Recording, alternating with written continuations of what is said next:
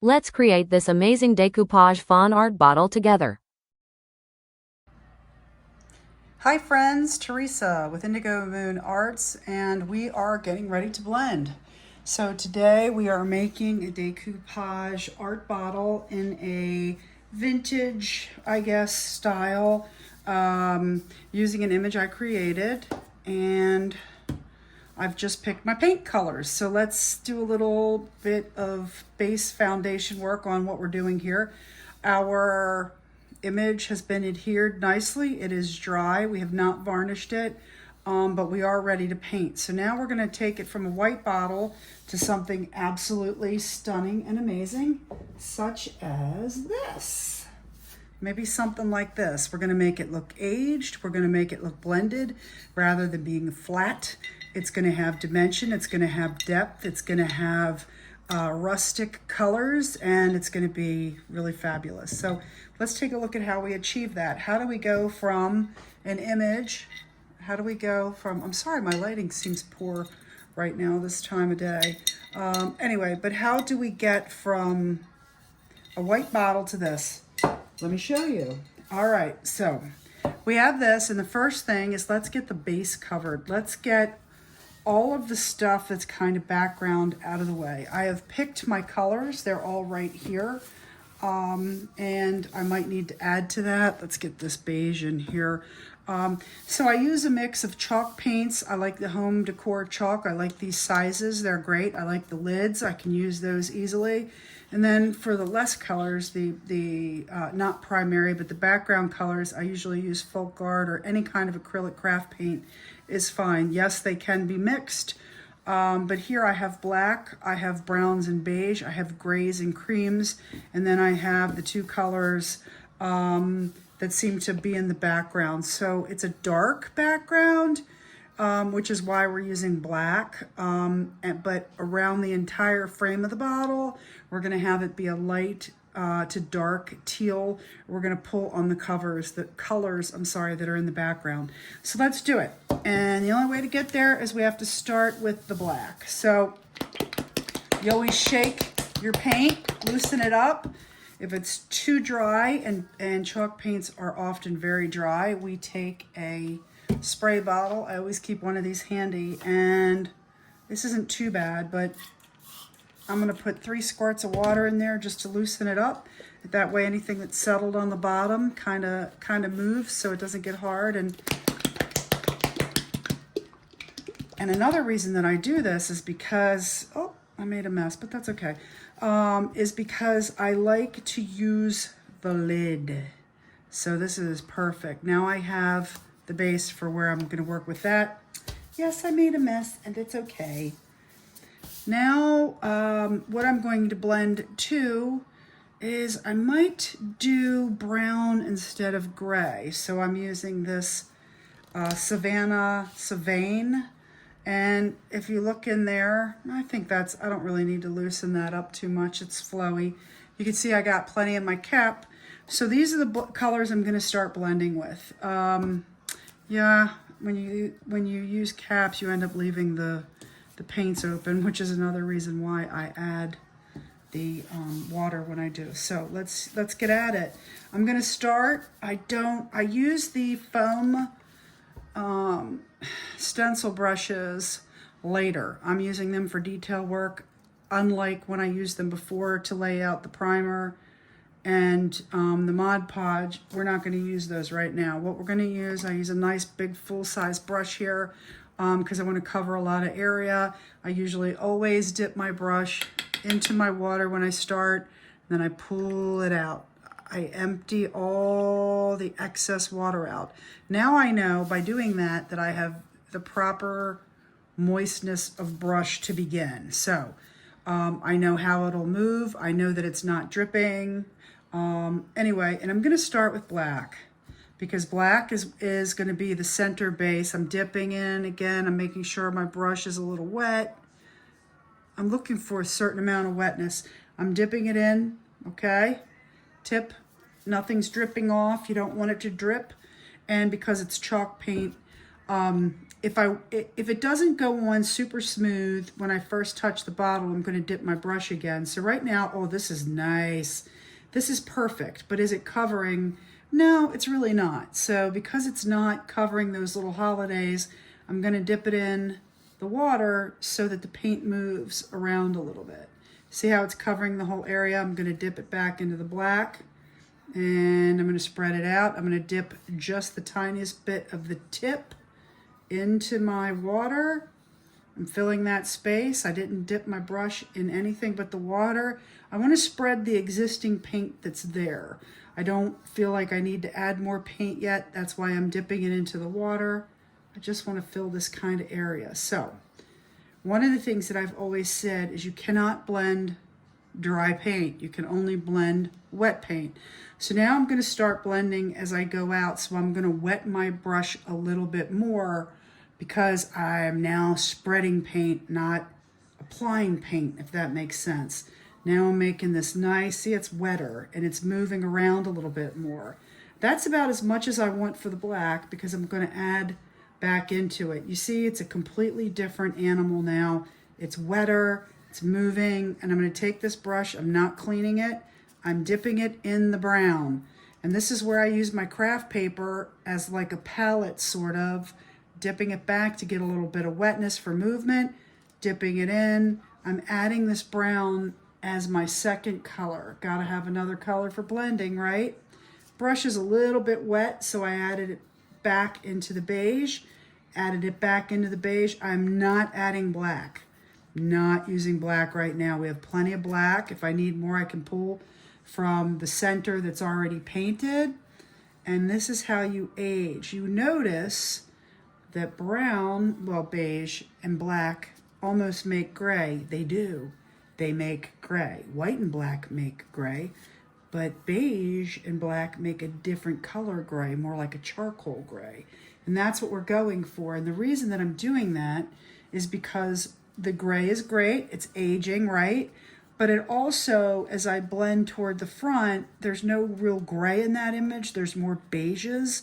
So by using, it's like a grayish, I guess. And by doing it this way, it's naturally going to blend from one to the other without any color hue issues. Yep, this bottle has texture, so this is a little bit more complicated around the edges. All I'm doing is wetting my brush, sliding over everything. Let's move this paper towel that's problematic for me. Okay, the more that I do, the more I'm going to add the beige. I want to feather, that's a good word, I want to feather this out. So I want to go from black to a lighter gray to eventually a beige, feathering it out. And look, you can see these little tiny holidays in there. Sam, I'm just going back over top. Eventually we're going to stipple this, so we're going to add detail back. For now, all we're doing is adding background color. We will add more detail when we come back to it. I'm just hitting it a little bit to blend it towards some of the center. I want to give it a aged look, which is why I just did that. Blending is an imperfect, and I love that it's imperfect. So that's one of the great things about having a lot of experience doing this. I kind of know what's going to happen already. For you newbies, some of this is going to feel new and uncomfortable to you. I can tell you it comes in time.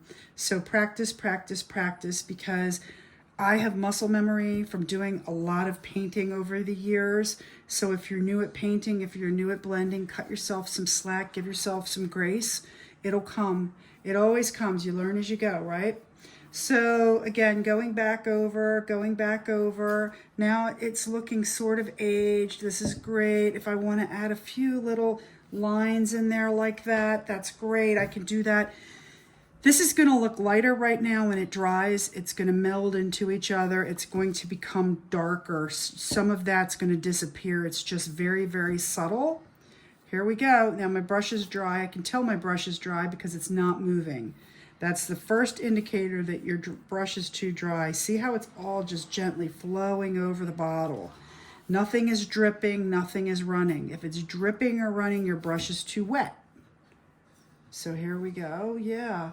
I have not cleaned my brush. That's the most important thing. I still have the black from the original time that we were doing the black. And now, if you hear weird noises in the background, it's my cat.